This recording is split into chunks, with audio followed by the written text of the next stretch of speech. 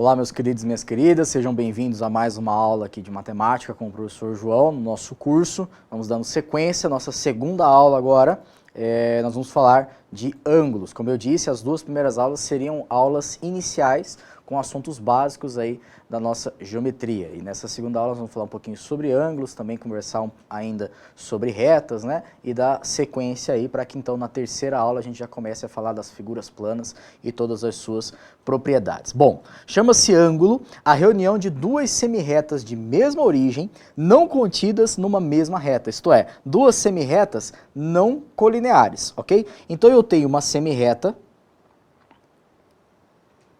vamos dizer aqui, ponto O, ponto A, então eu tenho a semirreta OA, que começa no A, no O, e vai no sentido de A. E eu tenho outra semirreta que também vai começar no O, só que daí ela vai no sentido de outro ponto, B, então eu tenho a semirreta OB, ok? E aí então, a reunião dessas duas forma o que a gente chama de ângulo. E o que seria o ângulo? Seria a região entre essas semirretas, beleza? A região entre elas. É costume, inclusive, a gente dizer, né, a parte menor de região interna e a parte de fora externa, a parte maior. Mas isso aqui não tem nada a ver com definição propriamente dito, tá? É só uma questão de costume. O que importa é o seguinte, o ângulo sempre vai ficar explícito qual é o ângulo que você está querendo se referir, né? Sempre vai ser, assim, vamos dizer, óbvio, você saber qual o ângulo que você está querendo. Se é o menor, se é o maior, se é o da direita, se é o da esquerda, porque nós temos um ângulo aqui nessa parte de dentro, como nós temos também um ângulo aqui na parte de fora. E os dois são ângulos da qual a notação a gente vai escrever da seguinte forma, é o ângulo AOB, com o circunflexo no O. Por que o circunflexo no O? O O é o que nós vamos chamar de vértice do ângulo, certo? A e B seriam os sentidos para onde as minhas semirretas vão, de modo a construir esse ângulo. Então é muito importante ter esses pontinhos aqui, A e B, para eu saber de onde que está vindo o meu ângulo. Então toda vez que você vê um ângulo dessa forma, por exemplo, pode estar escrito um ângulo assim, ó, PMR, sei lá, e o circunflexo no M. Significa que o vértice é o ponto M e as suas semirretas é de M para P e de M para R, certo? E aí você considera o ângulo ao qual ele está se referindo. Beleza, pessoal? Isso daí é a definição de ângulo. Ângulos consecutivos, então. Vamos agora a alguns nomes, algumas palavras, conceitos. Como eu disse, nós estamos na parte básica, aprendendo tudo aquilo que vai reger a nossa geometria. Ângulos consecutivos, dois ângulos são ditos consecutivos se somente se um lado de um deles é também lado do outro. Um lado de um deles coincide com o lado de outro. Então eu posso ter, por exemplo, ó, um ângulo aqui, ó, ponto O, ponto A aqui, ponto B aqui, eu tenho um ângulo AOB, e aí eu tenho uma outra aqui, C, por exemplo, eu tenho o ângulo AOB e eu tenho o ângulo BOC. AOB e o ângulo BOC. Eles são ângulos consecutivos. Eu posso ter também essa situação assim, ó. Aqui o ponto A, aqui o ponto O, aqui o ponto B. E aí eu tenho uma outra semirreta aqui, ponto C. Por exemplo, AOB e BOC também são ângulos consecutivos, só que daí veja bem, o AOB é esse grandão e o BOC seria esse cara aqui apenas, ó. E aí é como se você tivesse um ângulo dentro do outro, ok? E um ângulo dentro do outro também são ditos ângulos consecutivos, porque daí eles vão estar compartilhando aqui, ó, a semirreta OB. Aqui também está compartilhando a semirreta OB, né? Mas duas situações distintas aí onde você tem ângulos consecutivos. Já a palavra adjacente, ela já é um pouco mais específica. São ângulos consecutivos, porém eles não têm pontos internos em comum. Ou seja, não seria essa segunda situação, seria essa primeira situação aqui. Isso que seriam ângulos adjacentes. Então são aqueles que estão um ao lado do outro e não um dentro do outro, beleza? Eles compartilham um dos lados. A medida de um ângulo, certo? Nós vamos medir um ângulo conforme a sua amplitude, ou seja, conforme o quanto está aberto as minhas semirretas, certo? E aí como que a gente faz esse cálculo? Sobre os seguintes quesitos. Ângulos congruentes têm medidas iguais e ângulos que têm medidas iguais são ângulos congruentes. Então toda vez que eu ver um ângulo, certo? E um segundo ângulo, Se eles são congruentes, significa que eles têm medidas iguais. A medida alfa aqui é a mesma medida alfa aqui. Se um ângulo ele é maior, isso aqui é uma medida alfa e aqui é uma medida beta, então aí você diz que um é maior do que o outro, eles são distintos, eles não são congruentes. Então, novamente, a palavra congruente aparecendo para você aí, dentro da geometria, a palavra congruente significa coisas que têm as mesmas medidas, certo? Que vão ter as mesmas propriedades, vão ter o mesmo formato de desenho, ok? Para medir ângulos, a gente utiliza algumas unidades de medida, certo? E aqui eu coloquei todas elas, as quais a gente estuda. Só que, claro, umas são mais clássicas, outras nem tanto. E aí nós vamos lembrar aqui da definição de cada uma delas. Por exemplo, o grau, que é a mais utilizada, que é na hora que nós vamos medir ângulos. O que é o ângulo de 1 grau? É quando você considera a região de uma circunferência dividida em 360 partes. Ou seja, 1 grau corresponde a uma parte de 360 de um círculo, de uma circunferência. A região formada por essa uma parte de 360, ou seja, um setor circular de 360, é a região de 1 grau, considerando o vértice aqui no centro da circunferência e 2 pontos distintos aqui na borda da sua circunferência, beleza? Aí nós temos os minutos e os segundos, né, que tem bastante exercício sobre relógios, nós vamos falar mais para frente quando estudar circunferências, e que não tem nada a ver com o relógio analógico. Esses minutos e segundos aqui são submúltiplos do grau. São submúltiplos, ou seja, é como se fossem as casas decimais do seu grau, ok? Não é costume a gente escrever, por exemplo, 15,3 graus. Esse 15,3 graus, em vez de eu utilizar aqui medidas racionais ou irracionais, eu vou estar utilizando os submúltiplos, que são os minutos e os segundos. 1 minuto corresponde a 1 sobre 60 de grau, certo? Ou seja, é a mesma ideia de eu pegar 1 grau e dividir em 60. O que significa isso? Aí nós temos que tomar cuidado, porque quando você escreve os graus aqui, você está na base 10. Né? Você está escrevendo lá, por exemplo, 15,3, isso aqui é a base 10. Você vai escrever ele com submúltiplo, você vai fazer essa transformação, você vai colocar na base 60. Então tem que tomar cuidado aqui com a sua regrinha de 3, que é simplesmente isso que você vai fazer. 0,3. E aí, como que você vai fazer, entendeu? É essa a ideia que você tem que pensar. 1 grau é 60 minutos, certo? Porque como eu coloquei ali 1 minuto, é 1 sobre 60 de grau. Então 0,3 graus é igual a quantos minutos? Faço essa equivalência, né? É uma equivalência direta, de proporção direta, faço a multiplicação e eu vou saber quanto que eu vou ter de minutos. Então aí eu escrevo os submúltiplos, ok? E os segundos seria submúltiplo do minuto, e aí é a mesma ideia. 1 segundo corresponde a 1 sobre 60 de minuto, ok? Também podendo utilizar a regra de 3 tranquilamente. Essas transformações entre medidas de ângulo, todas elas podem ser feitas com a proporcionalidade direta. Nós temos o grado, que talvez seja a menos utilizada, certo? Pelo menos nas provas de concursos, ok? O grado, ele tem a seguinte equivalência. 90 graus corresponde a 100 graus, certo? Não é gramas não, tá? É grados. Cuidado aí, esse GR está relacionado ao grado. Então, o que significa? 1 grado, uma medida de 1 grado, corresponde a 0,9 graus.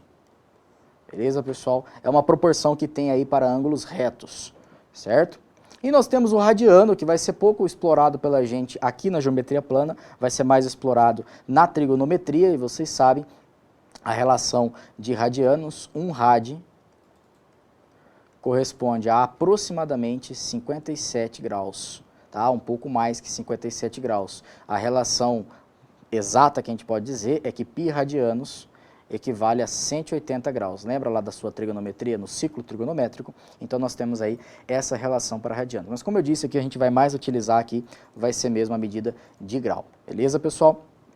Nós podemos somar e subtrair ângulos, basta considerar eles adjacentes. Então eu tenho um ângulo aqui, certo? E eu tenho um outro ângulo aqui assim. Então vamos dizer aqui, ó, esse ângulo aqui mede alfa, esse ângulo aqui mede beta.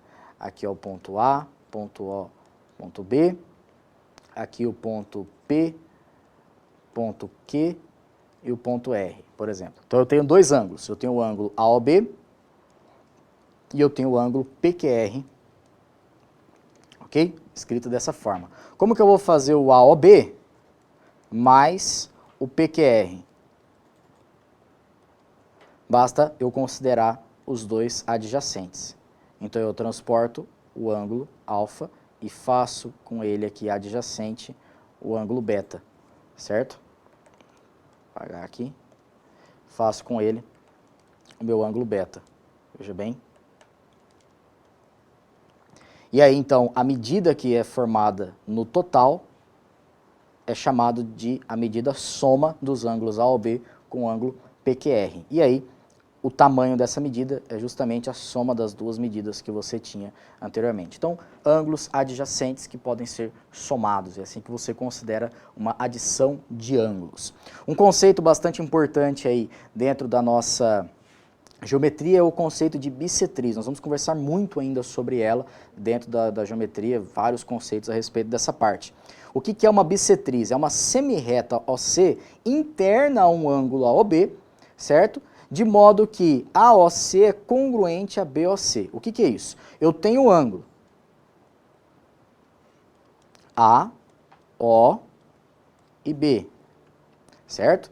Vou considerar uma semirreta que vai partir de O também, vai seguir no sentido do ponto C e vai ser interno a esse ângulo.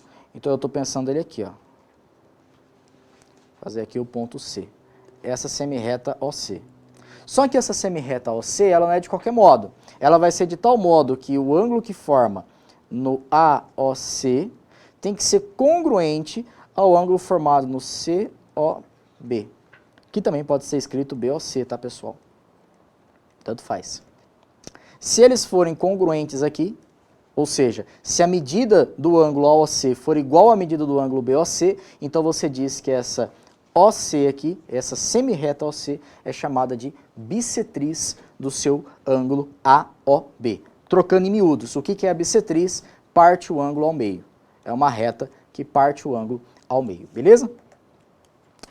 Temos a definição também de ângulo suplementar adjacente, que dado um ângulo AOB, a semirreta OC oposta à semirreta OA e a semirreta OB determina um ângulo chamado de suplementar. Então veja bem, fazendo o desenho aqui para vocês.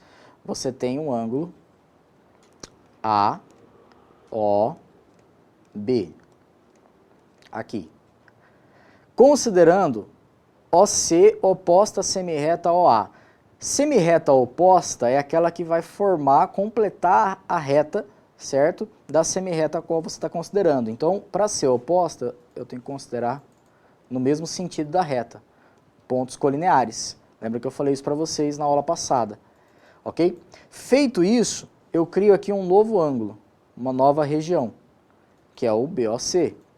Esse cara BOC aqui, ele é chamado de ângulo suplementar adjacente, ou simplesmente suplemento adjacente, ou também simplesmente suplemento desse ângulo AOB que você estava considerando, beleza? Sobre ângulos, nós temos 3 classificações importantes para se falar, principalmente quando você vai interpretar questões, né? Nós temos o nome ângulo reto. O que significa um ângulo reto? É todo ângulo congruente ao seu suplementar adjacente. Ou seja, um ângulo que é complementar, que é suplementar, né, com o seu adjacente é um ângulo reto. Então, é quando você tem as semirretas assim. Então, aqui eu tenho 90 graus e aqui eu tenho 90 graus. Como de costume, a gente sempre determina um ângulo de 90 graus utilizando um quadrado com uma bolinha no meio, né, para indicar um ângulo de 90, já que a gente já sabe que mede isso. O ângulo agudo ele é menor que um ângulo reto, ou seja, um ângulo agudo é um ângulo alfa que mede menos que 90 graus, e um ângulo obtuso é um ângulo maior que o ângulo reto, ou seja, é um ângulo alfa que mede mais do que 90 graus. Beleza, pessoal? Essas definições aí também são importantes para a gente. Além delas, nós temos as definições de ângulos complementares e suplementares. Existem várias questões aí nos seus concursos sobre esse tipo de ângulos, né? Ângulos que são complementares e suplementares, principalmente quando a questão envolve expressões numéricas, equações ou inequações, certo? E geralmente são questões simples, são questões fáceis que caem no concurso.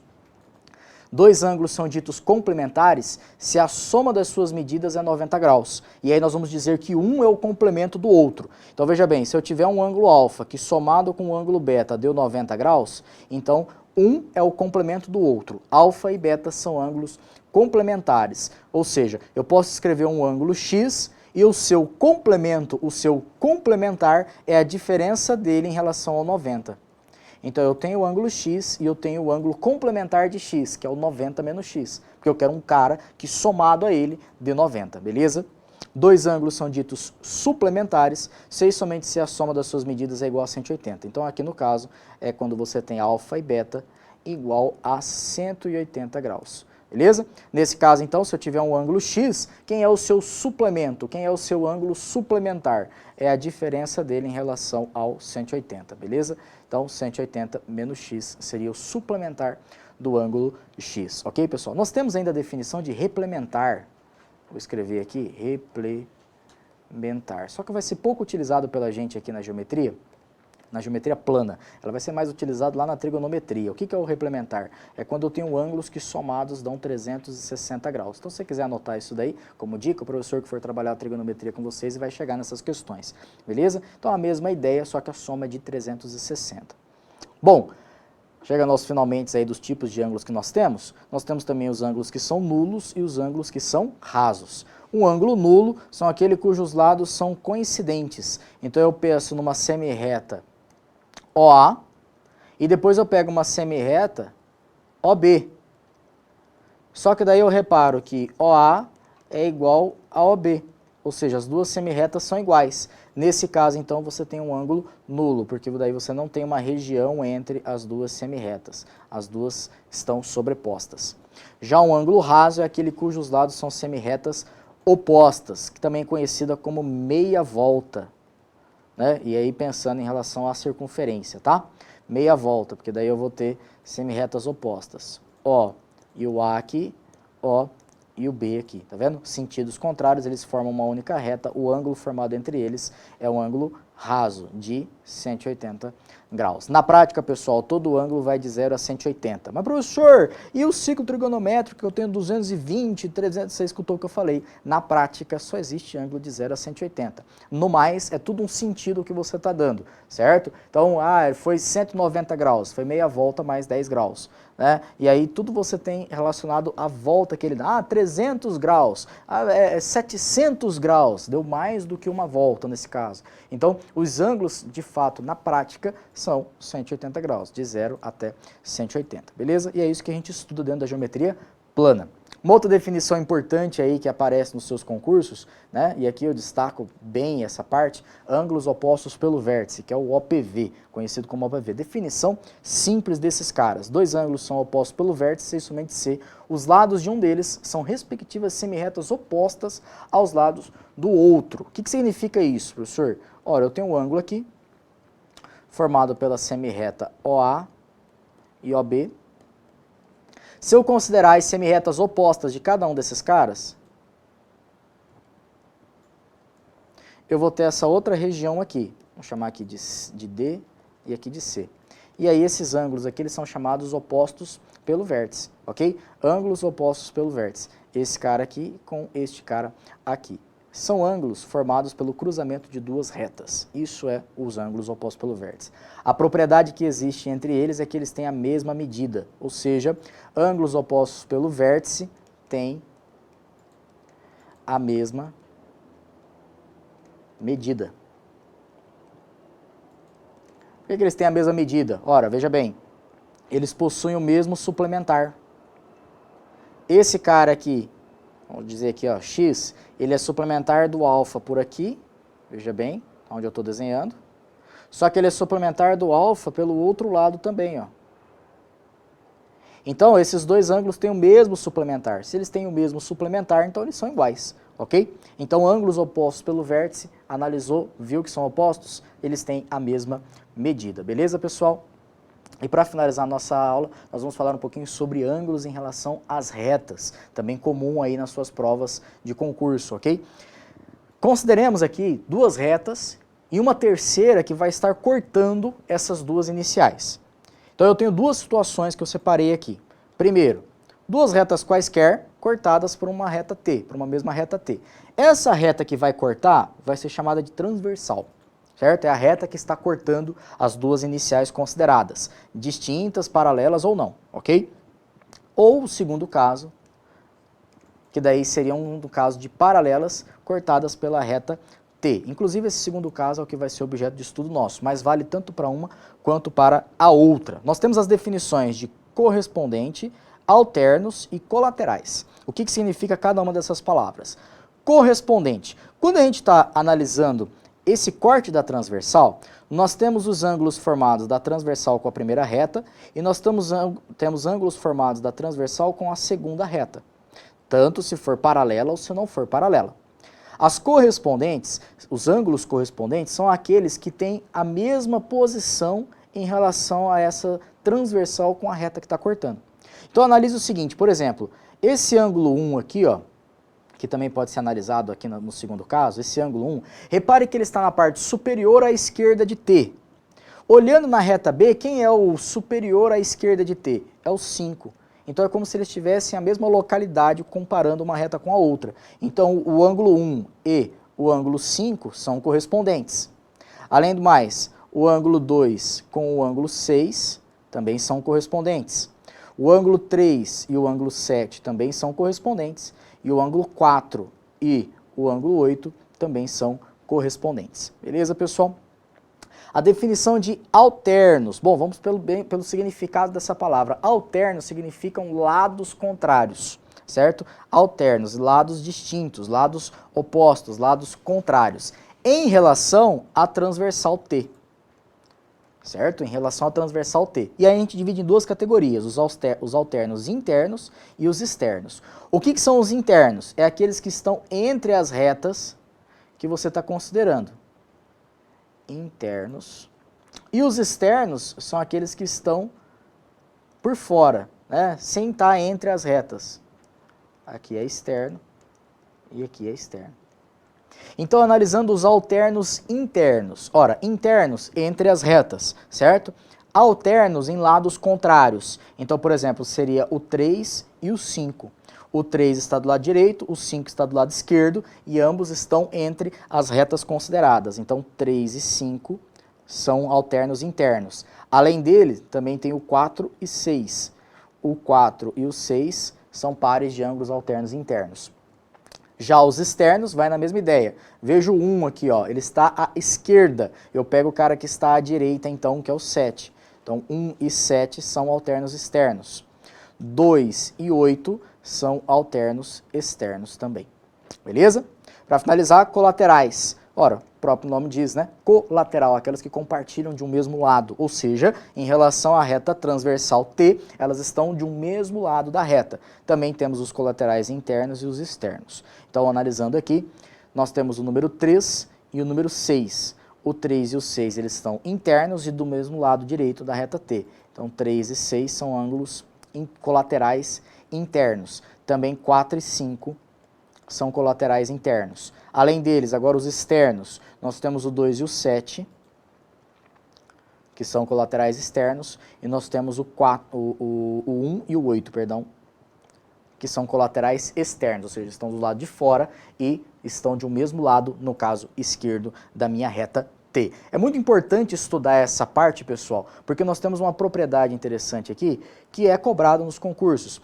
E às vezes não tem uma questão específica sobre isso, mas está dentro da questão. Às vezes a saída do exercício é você analisar que você tem retas paralelas e aí você fala, pô, então eu tenho esse ângulo aqui, eu tenho aquele ângulo ali e você vai tirando informações da sua figura. A partir deste resultado, nesse slide, uma condição necessária e suficiente para duas retas distintas serem paralelas é formarem com uma transversal ângulos alternos ou correspondentes congruentes. O que significa isso? Se eu tiver duas retas paralelas, considero uma transversal a elas, os ângulos correspondentes, eles são congruentes.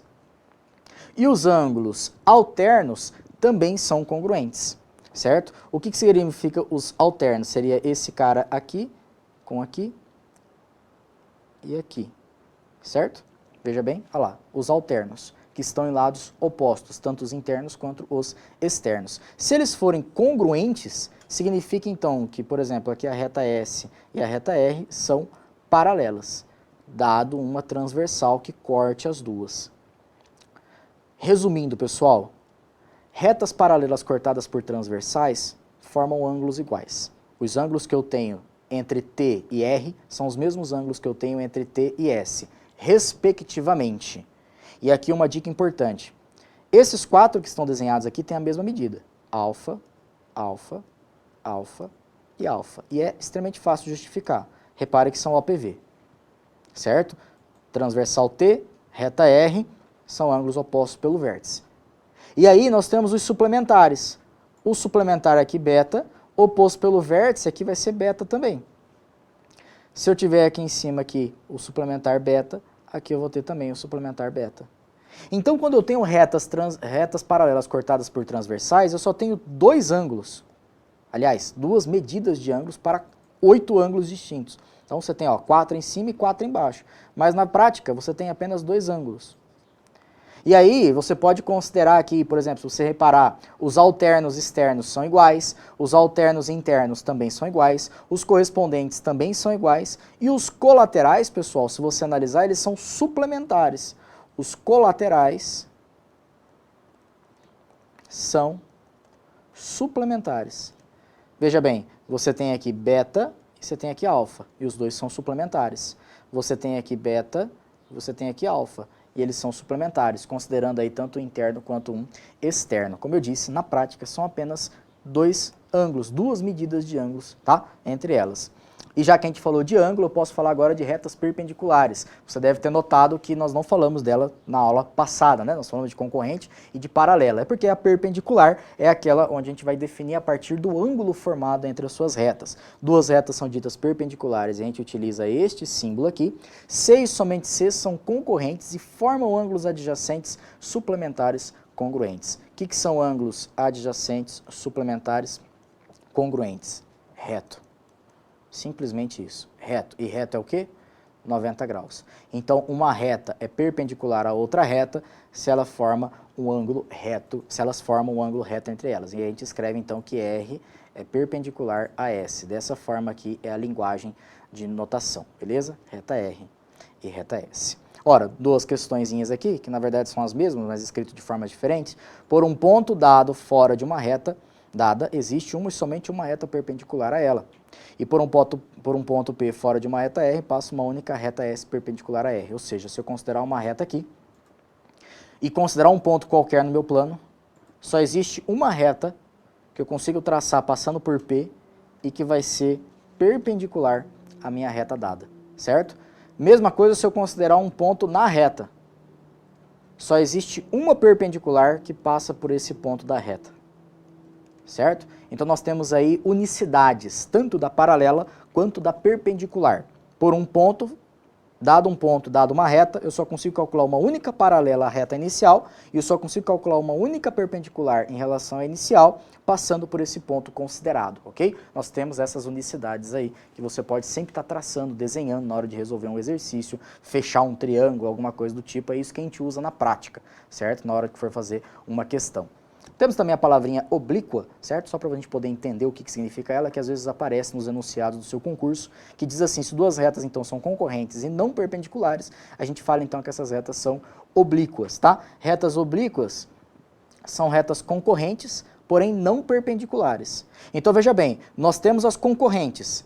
Das concorrentes nós temos 2 tipos, as oblíquas e as perpendiculares. As oblíquas são aquelas que não formam ângulo de 90. As perpendiculares são aquelas que formam o ângulo de 90. A intersecção é apenas um ponto, como a gente falou na aula passada, e daí elas não são perpendiculares, a gente escreve de acordo com essa anotação aí que você está vendo no seu slide. Beleza, pessoal? Finalizando a nossa discussão, da nossa teoria, falar um pouquinho sobre distância também, porque quando a gente fala de distância, nós estamos falando de perpendicularidade. Sempre está associado à perpendicularidade. O exercício falou a distância de um ponto até o outro ponto, a distância do ponto até a reta, a distância de uma reta até outra reta, sempre está associado à perpendicularidade. Isto é, se eu tiver uma reta e um ponto fora dela, quero saber qual é a distância desse ponto P em relação à reta R. Ora, basta eu considerar um segmento perpendicular, e aí a medida dele vai ser essa distância desejada. Então você vai ter um pontinho aqui, ó, vou chamar aqui de P', e aí você vai ter então o segmento P', que é perpendicular com a reta R, certo? Dado que ela é perpendicular, a distância então é a medida desse PP'. E nós vamos dizer mais ainda, esse PP', ele é chamado de pé da perpendicular.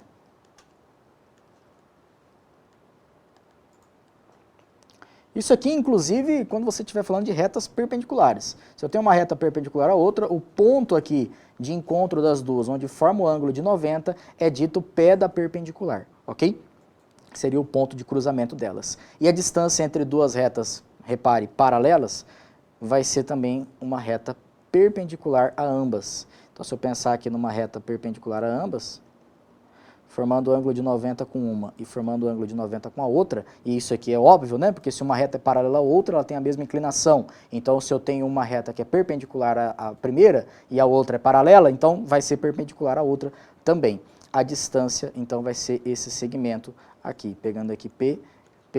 Novamente, ângulos retos. Falou de distância, lembra, é perpendicularidade, certo? Repare que nós falamos de paralelas, é porque se duas retas são concorrentes, não tem a noção de distância, porque eu posso considerar um segmento aqui, ou posso considerar um segmento aqui, ou posso considerar o próprio ponto. Se eu considerar o próprio ponto, não tem distância. Se eu considerar esse cara aqui, essa distância vai ser menor do que se eu considerar aqui.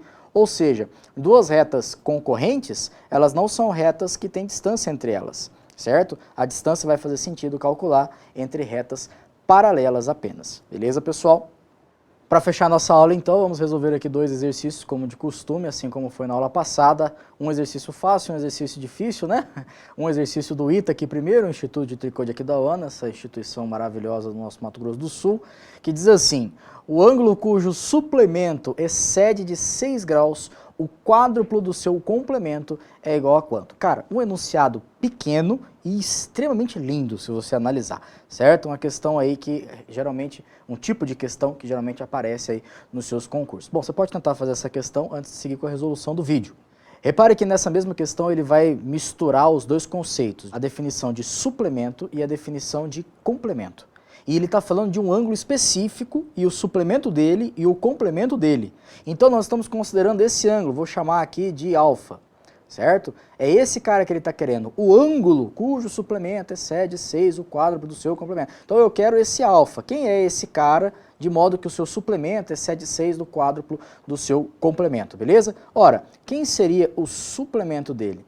O suplemento dele, lembrando, os suplementares são ângulos que somam 180. Então é o 180 menos alfa. O complemento dele, complementar, lembrando, é aquele que somado dá 90. Então 90 menos alfa.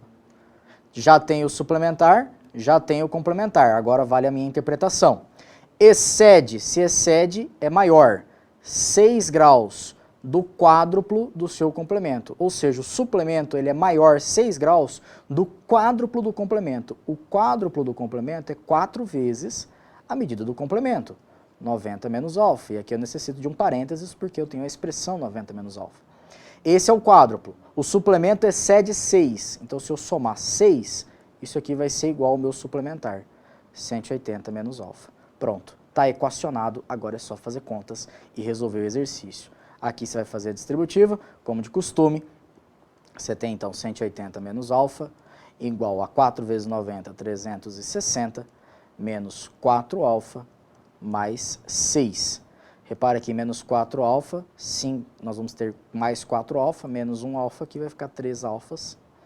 E aqui o 180 subtrai, 360 menos 180 vai dar 180, tem esse mais 6 aqui, já vou fazer direto, 186. Indo um pouquinho mais rápido aqui com as contas, tá? Se você não conseguiu acompanhar, só fazer as continhas com calma aí, que você vai ver que dá esses mesmos resultados. Tudo depende também da sua facilidade com contas em matemática. Aqui, deixa eu fazer um parênteses, é extremamente importante, né? Você que tem dificuldade com essa parte de matemática básica, de linguagem, de equações, de operações, é importante você sempre estar fazendo revisões dessa parte para que você se habitue. Nós temos a matemática e nós temos a linguagem matemática. Então é importante para que você compreenda a matemática, você tem que compreender primeiro a linguagem, certo? Não adianta aqui eu trazer um texto em russo e mandar vocês lerem, é a mesma ideia, certo? Você lê um exercício em matemática, parece que você está lendo algo russo, é porque você não tem o domínio da linguagem. Então é extremamente importante você estar atento a essa parte e sempre se embasar nisso daí. Finalizando o exercício aqui, nós vamos dividir por 3, né, claro, e o 186 dividido por 3 vai dar 62. Resposta do nosso exercício, 62 graus, letra C, finaliza a nossa questão do ITA aqui, do meu ITA, eu costumo dizer. E agora, então, para finalizar, vamos fazer a nossa segunda questão, a questão do IME aqui, ignorando o mimimi de estudante, certo? Aquela questão que não tem choramingança, só tem questão mesmo. Você olha aqui esse desenho e já começa a sentir um tesão enorme pela questão. Veja bem, olha que coisa maravilhosa. O enunciado vai dizer assim: observe a figura, os pontos A e M pertencem à reta R, estão indicados, inclusive, na figura. Os pontos B e N pertencem à reta S, que são paralelas. Então, ele acabou de afirmar que são paralelas. R paralela a S. Se as bissetrizes dos ângulos AMP e BNP, repara que não tem o circunflexo, mas o ponto que você tem no meio é o vértice, sempre é ele. E aí o vértice para a esquerda, o vértice para a direita, para você saber quais são as retas que você tem que seguir. E BNP se interceptam no ponto Q, então está inclusive desenhado aqui, pontilhado, essas bissetrizes, ok? Essas bissetrizes aqui estão no pontilhadozinho bonitinho.